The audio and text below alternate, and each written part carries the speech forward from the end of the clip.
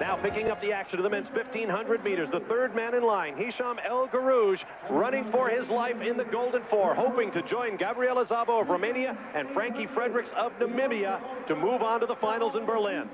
Bob, perhaps his greatest threat is the man in fourth place wearing yellow. That is Venus Nyangabo of the country of Burundi, and he has had a spectacular last couple of years. He is the Olympic champion at 5,000 meters and a 3:48 miler, and the pace here has been inconsistent in the first half.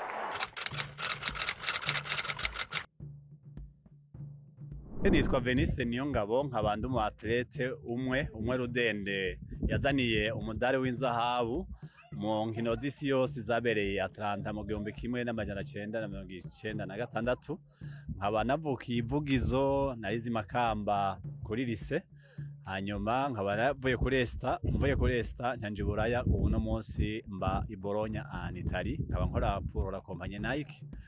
Ikindi naco nkaba ndi le président et le président du conseil des fondateurs de la fondation Venise Niyongabo.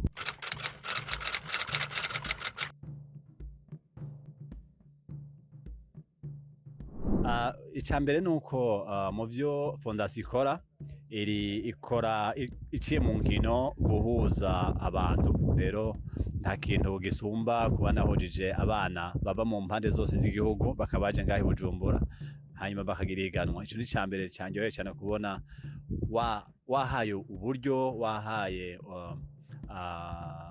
ububasha abana bakaza ngaha bakagira ihiganwa n'abandi.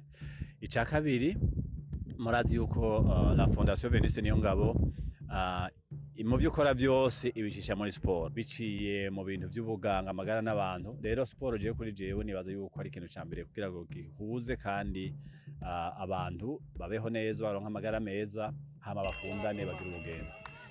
Ikindi ca kabiri kubona nasabye federation mu bisanzwe iyo ikora mu batlete bafise impane mu bintu byo kunonora imitsi kugira ngo bashobore kuserukira igihugu mu nkino zikomakomeye nka Jeux Olympiques canke Championnat du Monde.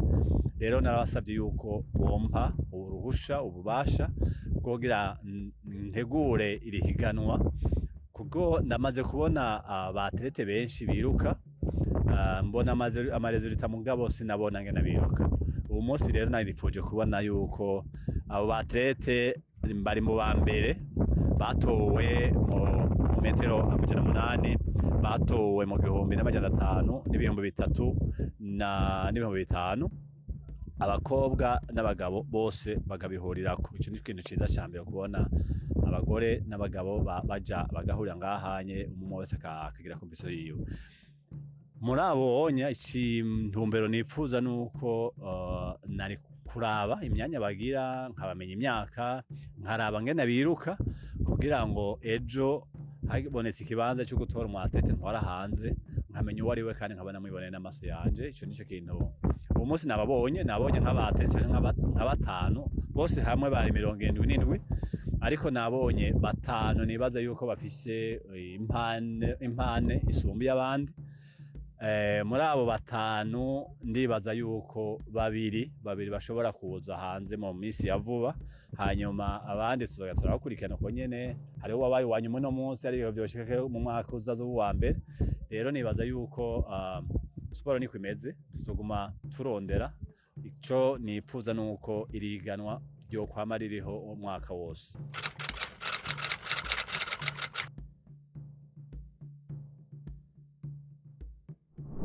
Tubuze byinshi.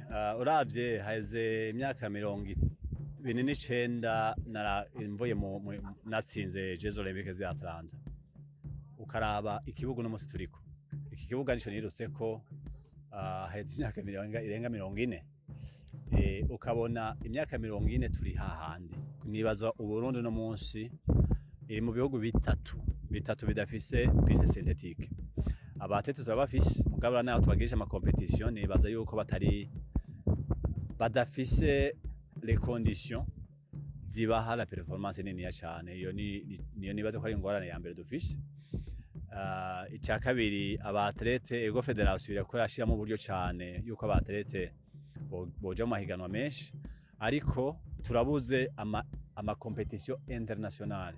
hamwe utumira abatlete ba regional bava mu kice ca Afrika bakaza ngahe Burundi bakirukana, niho tuzobona yuko uwatsinze uno munsi yatsinze umuntu wose kubera ari mu Burundi, hamwe arashobora gusiga abanyakenya, arashobora gusiga aba Ethiopia, arashobora gusiga muri Uganda, arashobora gusiga muri Congo.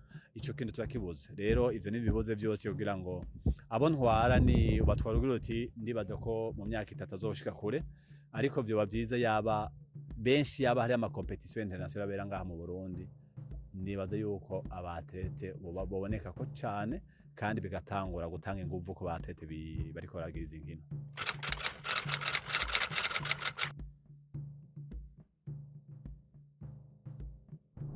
Ntibiroroshe. Ubwa mbere nabivuze, nibaza ko la federation iri mu ico gice ca sport ni nabambere no hamagara kugira ngo tugume tubandanya nukuri ivyo bariko barakora bayibandanya gose. Hariho le ministère du sport, ministère du sport niyo ijejwe ivyo dukora byose. Rero ibishizemo inguvu sport ikaba vraiment inkingi y'iterambere ry'abantu n'igihugu. Habaye iterambere ry'abantu kenshi n'igihugu kiba giteye imbere. Rero cyane cyane no guteza imbere abantu kugira ngo twese tugiye hamwe azoba ari iterambere ry'u Burundi bwose. Hanyuma la Comité National Olympique ni kintu nk'ubu no mo twavuze Jeux Olympiques ya 2028. Kubera iki umenga Jeux Olympiques ziri kure, mugabo mu bisanzwe kugira umuntu ashike mu nkino zikomakomeye nka Jeux Olympiques akeneye imyaka 4 kugira yitegure. Rero ubu nibaza yuko ari federation, ari le Comité National Olympique, ari le ministère, uno munsi twaba dufise amazina tubona yuko aribo dukwiye kwemvesisa kugira ngo tubashobore kugira Jeux Olympiques ya Los Angeles. Abo nibo notera kamo mvuze. Rero le ministère mvuze igihugu, mvuze la fédération ni kugira ngo idevelop ama club ava mu bihugu, ava mu ntara zose z'igihugu kugira ngo ama club abe aronka abatlete benshi. Habaye abatlete benshi no kuvuga yuko tuzoca turonka abatlete bazoserukira igihugu. Hanyuma le Comité National Olympique indazi kwifasha ama fédération atandukanye. Nibaza yuko federation ya atletisme irimwo mu zambere yoshigikira, kuko l'atletisme gushika no munsi niyo irungika abatlete benshi muri Jeux Olympiques.